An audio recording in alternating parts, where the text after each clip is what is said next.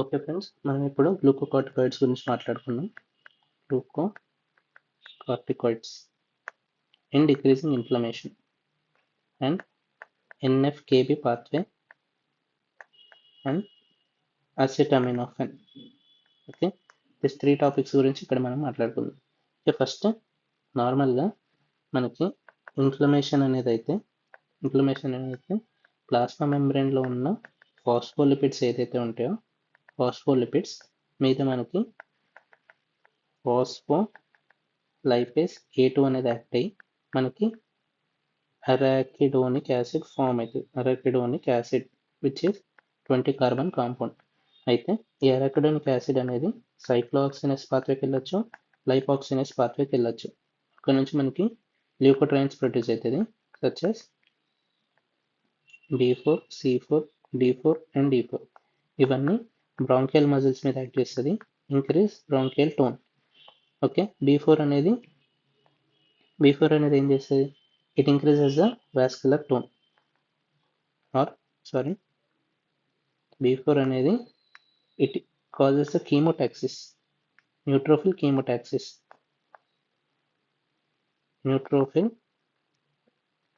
కీమోటాక్సిస్ అంటే blood vessel నుంచి site of inflammation కి న్యూట్రోఫిల్స్ ని తీసుకొస్తుంది ల్యూకోట్రైన్ B4 అనేది. నెక్స్ట్ సైక్లోఆక్సినస్ పాత్వే వల్ల మనకి 3 ప్రొడ్యూస్ అవుతాయి: prostacyclins, prostaglandins and thromboxane A2. Okay, prostacyclin మనం PGI2 అని అనొచ్చు. ప్రోస్టాగ్లాండిన్స్ నుంచి PGE1, PGE2 and PGF2 alpha produce అవుతుంది. Okay, prostacyclins and thromboxanes are exactly opposite. Okay, ఇదేం చేస్తుంది? It decreases platelet aggregation and it decreases vascular tone. అదే thromboxane ఏంటో ఏం చేస్తుంది? It increases platelet aggregation and it increases vascular tone. Prostaglandin E1 అనేది ఏం చేస్తుంది? It increases vascular tone. Prostaglandin E2 and F2 alpha ఏం చేస్తుంది? It increases uterine tone. Sorry, my mistake.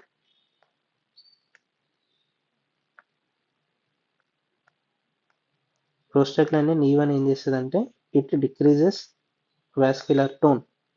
Okay, prostaglandin E1 కి example ఏంటిదంటే all ప్రోస్టాడిల్.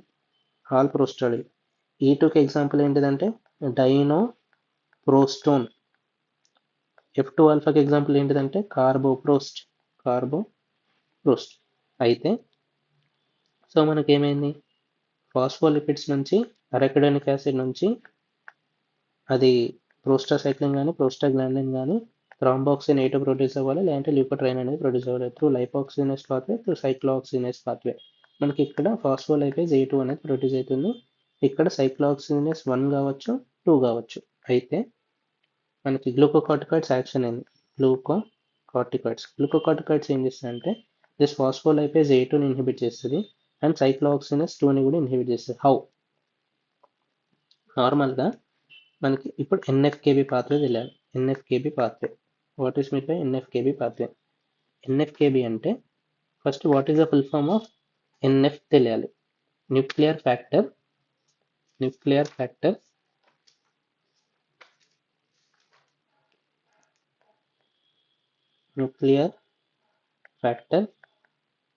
kappa B light chain enhancer of B cells. Okay, nuclear factor kappa B light chain enhancers of beta cell. అయితే ఇక్కడ ఏం చేస్తాయంటే NF-kappa B అనేది ఒక transcription factor.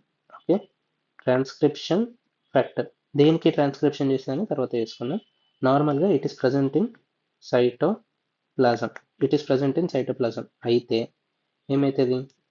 ఇది inhibited ఫామ్లో ఉంటుంది. NF-kappa B is inhibited form. NF-kappa B, it is associated with IKB. Okay, IKB అనేది NF-kappa Bని ఇన్హిబిట్ చేసుకుంటూ ఉంటుంది. ఎప్పుడైతే మనకి ఓకే తర్వాత డిస్కస్ చేద్దాం.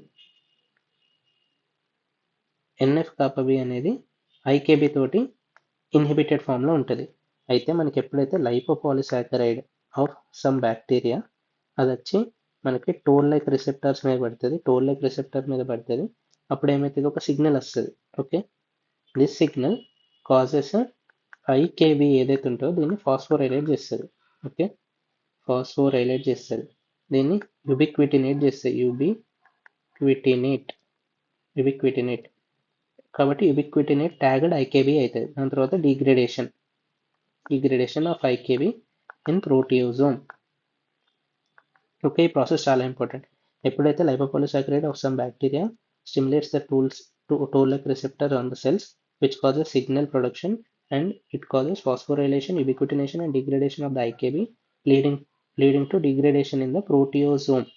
Okay, so now NFKB is free from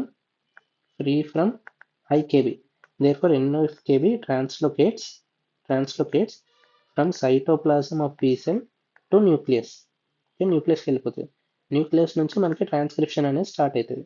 transcription అనేది స్టార్ట్ అయ్యి మనకి IL-1, 6 అండ్ TNF ఆల్ఫా అనేది ప్రొడ్యూస్ అవుతుంది. Okay, this factors will stimulate cyclooxygenase 2. Cyclooxygenase 2 causes మనకి ల్యూకోట్రైన్స్, అదే సైక్లోఆక్సిజనేస్ 2 నుంచి మనకి ప్రోస్టాగ్లాండిన్స్, ప్రోస్టాసైక్లిన్స్, థ్రాంబాక్సిన్ అనేటివి ఇవన్నీ ప్రొడ్యూస్ అవుతుంది. అట్లా inflammation and it causes pain.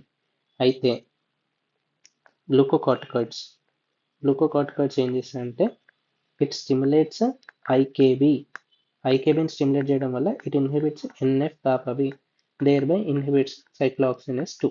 అంతేకాకుండా glucocorticoids also inhibits phospholipase A2, thereby decreasing cyclooxygenase pathway, decreasing leukotrienes. First మేజర్గా ఏం చేస్తే డిక్రీజ్ అరాకిడోనిక్ యాసిడ్ లేకపోతే సైక్లోఆక్సిజనేస్ పాత్వే నుంచి ప్రొడ్యూస్ అయ్యే ప్రోస్టాసైక్లిన్స్, ప్రోస్టాగ్లాండిన్స్ అండ్ థ్రాంబాక్సినేటివ్ అనేది ప్రొడ్యూస్ కాదు, అండ్ ల్యూకోట్రైన్స్ కూడా ప్రొడ్యూస్ కాదు. ఫాస్ఫోలైపేజ్ A2 డిక్రీజ్ చేస్తుంది.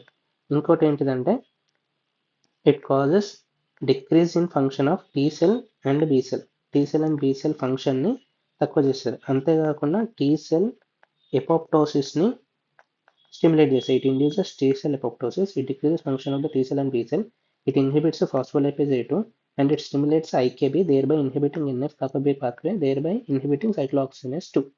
ఇది గ్లూకోకార్టికాయిడ్స్కి సంబంధించింది NF-kB పాత్వే. నెక్స్ట్ దీని తర్వాత అసిటమినోఫెన్ గురించి మాట్లాడుకుందాం. అసిటమినోఫెన్ అంటే it is also called as paracetamol. దీంట్లో ఏంటిదంటే అసిటమినోఫెన్ అనేది ఇట్ ఈస్ ఆల్సో సైక్లోఆక్సిజనేస్ ఇన్హిబిటర్. నార్మల్గా సైక్లోఆక్సిజనేస్ ఇన్హిబిటర్ మనకు 2 రకాలు ఉన్నాయి. 1 and 2 ఇన్హిబిటర్ ఒకటి, only 2 inhibitor. This is selective, this is celecoxib. 1 and 2 inhibitor దాంట్లో రివర్సబుల్ ఉంది, ఇర్రివర్సబుల్ ఉంది. 1 and 2 ఇన్హిబిటర్స్ వాటిని మనం NSAIDs అంటాం. ఇదేంటిది irreversible inhibitor is aspirin. Reversible inhibitor వచ్చేసరికి NSAIDs వచ్చేసి ibuprofen, indomethacin, naproxen and diclofenac. అంతేకాకుండా అసిటమినోఫెన్ కూడా. ఓకే, ఇది పెరిఫెరల్ యాక్షన్ ఉంటుంది. అసిటమినోఫెన్ ఓన్లీ సెంట్రల్ యాక్షన్ ఉంటుంది. ఇప్పుడు దాని గురించే మాట్లాడదాం. Acetaminophen is a reversible inhibitor of cyclooxygenase 1 and 2. Okay, site of action CNSలో మాత్రమే ఉంటుంది. పెరిఫెరల్లో it gets inhibited or inactivated. Inactivated peripherally acts only at the CNS. Okay, దీని యూజెస్ ఏంటిది? నార్మల్గా వేరే NSAIDs యూజెస్ ఏంటిది? Antipyretic, analgesic and anti inflammatory. Acetaminophen is not an anti inflammatory drug. Okay, ఇదొకటి గుర్తుపెట్టుకోవాలి. It is only used as antipyretic and analgesic. Okay, this is the first question. Second ఏంటంటే యూస్ Reye's సిండ్రోమ్లో normally aspirin తోటి problem ఉంటాయి. Aspirin metabolites inhibit the beta oxidation of fatty acids in liver of Reye's syndrome. అంటే లివర్లో beta oxidation of fatty acids అనేది జరగదు due to aspirin metabolites. Okay, అయితే రైస్ సిండ్రోమ్లో ఉన్న చిల్డ్రన్ ప్రాబ్లం ఏంది? ఇక్కడ ఫ్యాటల్ చైల్డ్హుడ్ హెపాటిక్ ఎన్సెఫలోపతి వచ్చే ఛాన్స్ ఉంటాయి డ్యూ టు ఆస్పిరిన్ మెటబోలైట్స్ వల్ల beta oxidation of fatty acids జరగకపోవడం వల్ల లివర్లో మనకి ఇంక్రీజ్ ఇన్ అమోనియా లెవెల్స్ అనేది పెరిగిపోతాయి. బ్లడ్లో కూడా పెరుగుతాయి. బ్లడ్ అండ్ లివర్లో increase ammonia levels, hepatomegaly, ALT, AST values పెరిగిపోతాయి. ఓకే, అండ్ మైటోకాండ్రియా అనేది స్వోలెన్ అయిపోతుంది. These all are seen in Reye's syndrome. Reye's syndrome టాపిక్లో మనకు తెలుసుకోవచ్చు. అయితే ఇక్కడ this is due to aspirin use child is అంటే ఇప్పుడు రైస్ సిండ్రోమ్ ఏమవుతుందంటే చైల్డ్కి ఇన్బార్న్గా inborn error to eliminate aspirin metabolites. Okay, aspirin metabolites అనేవి పైలప్ అయిపోతాయి, దానివల్ల ఈ ప్రాబ్లం వచ్చే ఛాన్స్ ఉంటుంది. సో వాడికి ఆస్పిరిన్ ఇస్తే ప్రాబ్లం అవుతుంది. సో మనం ఆస్పిరిన్ కాకుండా we can use acetaminophen as alternative to aspirin in Reye's syndrome. Okay, in Reye's syndrome we can use acetaminophen as alternative for aspirin to decreasing fever. Okay, idokka question.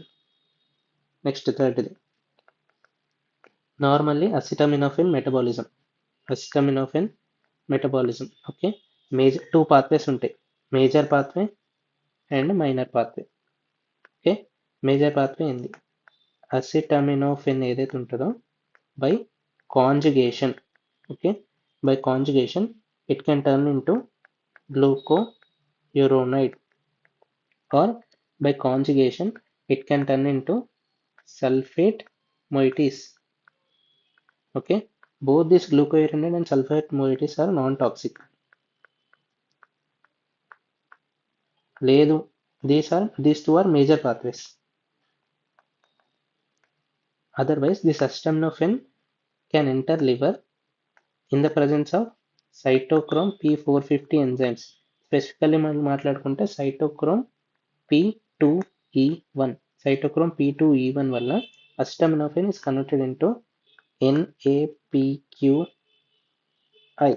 ఏంటిది, N acetyl P benzoquinone imine, N-acetyl P-benzoquinone imine, NAPQI అనే toxic metabolite అనేది form అవుతుంది, toxic metabolite intermediate. Okay, దీన్ని in the liver glutathione presence in the presence of glutathione it is converted into non-toxic moiety, that is cysteine and mercapturic acid conjugates. Okay, cysteine and mercapturic acid conjugates లెక్క convert చేస్తారు. Okay, in the presence of glutathione. ఇప్పుడు మనం గుర్తుపెట్టుకోవాల్సింది ఏంటంటే if acetaminophen అనేది high or overdose తీసుకుంటే, overdose or toxic dose కనుక తీసుకుంటే ఏమవుతుంది, first one it saturates major pathway. Saturates major pathway అంటే అసిటమినోఫెన్ హై లెవెల్స్లో ఉన్నది, ఇప్పుడు గ్లూకోయురోనైడ్ ఉన్న సల్ఫేట్ మొయిటీ లెక్క చాలా కన్వర్ట్ అయిపోయింది, మేజర్ పాత్వేనే సాచురేట్ అయిపోయింది. దాని తర్వాత it shifts to minor pathway. అంటే మైనర్ పాత్వే అంటే ఇది in the presence of cytochrome P2E1 వల్ల shifts to minor pathway. Therefore మనకి increase NAPQI intermediate and increase glutathione usage. దీనివల్ల ఏమవుతుంది, గ్లూటాథయోన్ అనేది తక్కువైపోతుంది, గ్లూటాథయోన్ రిజర్వ్ అనేది స్టోర్స్ అనేది తక్కువైపోతుంది. Okay, increase NAPQI which is a toxic intermediate. Okay, toxic అనేది పెరుగుతుంది, దాన్ని డీటాక్సిఫై చేసి గ్లూటాథయోన్ అనేది తగ్గుతుంది. So therefore it causes zone 3 of hepatocyte ఏదైతే ఉందో అక్కడ నెక్రోసిస్ అనేది అవుతుంది. Zone 3 hepatocyte necrosis or zone 3 hepatocyte damage అనేది జరుగుతుంది. Okay, this is the pathology of how toxic doses of acetaminophen can damage the liver. Okay, NAPQI వల్ల అవుతుంది. So మనం దీనికి ట్రీట్మెంట్ ఏంటిదంటే N-acetyl cysteine N-acetyl cysteine అనేది ఇస్తే ఏమవుతుంది, it is an antidote for acetaminophen toxic dose and toxicity in tissues. Okay, it is an antidote. N-acetylcysteine అనేది antidote. ఇది ఏం చేస్తుందంటే it regenerates the glutathione. N-acetylcysteine regenerates the glutathione which helps in detoxification of NaPQI toxic intermediate. అంతేకాకుండా ఒకవేళ if less than 4 hours టైంలో వాడు హాస్పిటల్కి వచ్చిందంటే మనం చార్కోల్ హీమో పర్ఫ్యూజన్ కూడా చేయొచ్చు. ఇంకోటి లాస్ట్ది మిథియోనైన్ కూడా ఇవ్వచ్చు. But most preferred is N-acetylcysteine. So ఇది. నెక్స్ట్ ఇంకో క్వశ్చన్ ఏంటిదంటే ఇప్పుడు మనకి ల్యూకోట్రైన్స్, ఇప్పుడు మనకి ప్లాస్మా మెంబ్రేన్ నుంచి ఫాస్ఫోలిపిడ్స్ వచ్చినాయి, ఫాస్ఫోలిపిడ్స్ నుంచి అరకిడోనిక్ యాసిడ్ వచ్చింది, అరకిడోనిక్ యాసిడ్ నుంచి మనకి in the presence of 5-lipoxygenase. Okay, 5-lipoxygenase మనకి ల్యూకోట్రైన్స్ అనేది ప్రొడ్యూస్ అయింది. ల్యూకోట్రైన్స్లో B4, C4, D4, E4. Okay, C4, D4, E4 అనేది in the presence of cis-LT1 receptors on bronchi వల్ల ఇట్ కాజెస్ బ్రాంకో కన్స్ట్రిక్షన్ ఈ లైపాక్సినేస్ 5. అయితే ఈ లైపాక్సినేస్ని 5 ఇన్హిబిట్ చేస్తే మనకి డిక్రీజ్ ల్యూకోట్రైన్ సింథసిస్. లేదు, ఈ రిసెప్టార్స్ని ఇన్హిబిట్ చేస్తే decrease leukotriene action. Okay, this inhibiting lipoxygenase 5 enzyme, it is done by Xileuton. Inhibit cis-LT1 receptors of leukotriene on bronchi by Zafir Lucas and Montelukast. Okay, thereby inhibiting leukotriene action. Okay, దేనికి helpful? Montelukast and Zafir Lucas are helpful for inhibiting aspirin or exercise induced asthma. Okay, aspirin or exercise induced asthma inhibit చేయడానికి Zafir Lucas and Montelukast which are leukotriene receptor antagonists. Next LOX5 inhibitor అనే Xileuton which inhibits leukotriene production and it is hepatotoxic, thereby arrest. Thank you for your patience listening.